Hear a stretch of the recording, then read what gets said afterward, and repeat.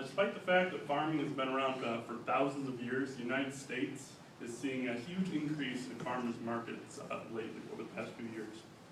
According to Luke Runyon, a reporter for Harvest Public Media, there are over 8,000 farmers markets by the end of 2014, which is a 180% increase since only 2006. For those of you who have never been to a farmer's market before, there's actually one here at ASU that's during the months of October and November, and it's in front of the Student Services Building. So I know a lot of people in the class have mentioned that they like to try new foods. That might be a place that you might want to check out.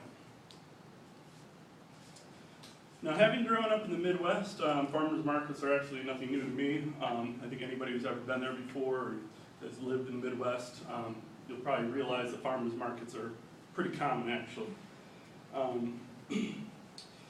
After watching the video that was titled Ingredients, I started to wonder what the history of farmers markets was and why the United States is suddenly seeing a large increase in them.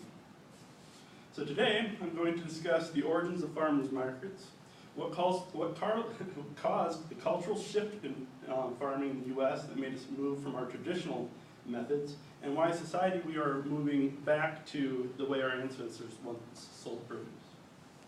First, I would like to start where it all began. It is generally estimated that farming began about 12,000 years ago. That's when we started seeing the first farmers. And this is that time frame of when people started moving away from just simply hunting and gathering, and then started actually growing their own food. And for thousands of years, people were not just growing enough just for their own family, but they were growing enough to actually use to sell or to bargain with. Evidence shows that, without sufficient roads and transportations to sell, basically they would sell their produce to the local population that they were with.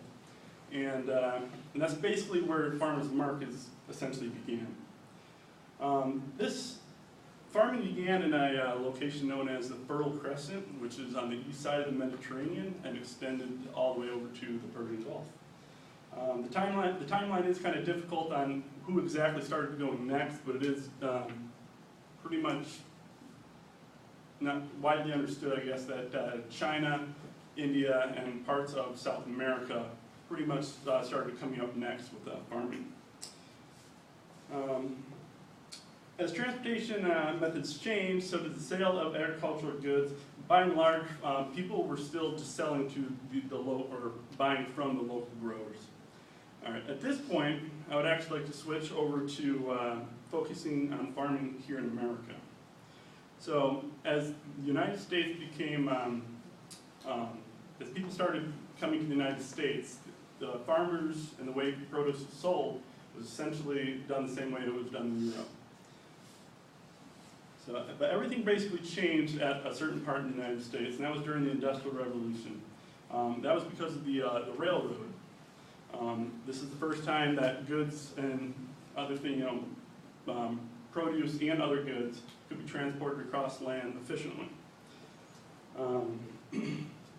This also, during World War II, according to Bill Gansel, a journalist for both print and web applications with a degree in journalism and history from the University of Nebraska, said during World War II, people that were working on farms started going into the military, and because of this, there was a shortage of farmers, despite the fact that there was a growing demand worldwide for farms because of the war in the first place. So farmers experienced a leap in technology in this time. Tractors, fertilization, new irrigation systems, hybrid crops, and herbicides were all either invented or improved upon during this time. So this allowed farmers to grow food in large quantities at this time. So after the war, when Dwight D. Eisenhower was president, that's when the U.S. started expanding its highway systems. So this, as well as the technologies that developed, pretty much at this point did away with the way we used to sell or buy from the local growers. So it essentially killed farmers markets and was the rise of supermarkets at this time. Despite all of this, farmers markets are now starting to see a comeback. People are moving away from those supermarkets and are now buying from growers once again. But why is that? Well, farmers markets nowadays don't just sell fruits and vegetables, but they also sell jewelry, clothing, other trinkets like that. A lot of times you can even hear musicians playing for tips. All right. People also enjoy the fact that they can buy fresh produce from and keep money in a local economy, or in their local economy, at least temporarily. They can be fun. They can be informative, and the fact that you're buying from the grower itself, they're more informative than just buying at a supermarket. Nowadays, you can find farmers markets not just in small towns like that I grew up in, but you can find them in large cities as well. Plus, there's organically grown produce that you can buy, which is also a growing market. Farmers markets have become the social hub where people gather to converse while they shop outdoors. Simply put, farmers markets' atmosphere and the sense of local community are the reasons people are moving back to the old way of buying food. In conclusion, farmers markets have a history that can be traced back from the earliest times when farmers first started farming. Cultures all around the world have had their own version of farmers markets. America is no different until the Industrial Revolution and the Second World War.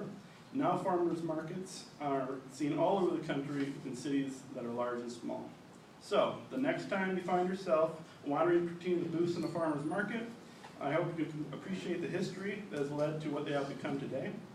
And so now, will farmers markets continue with their current popularity, or are they just a fad that will fade with time once again? Thank you.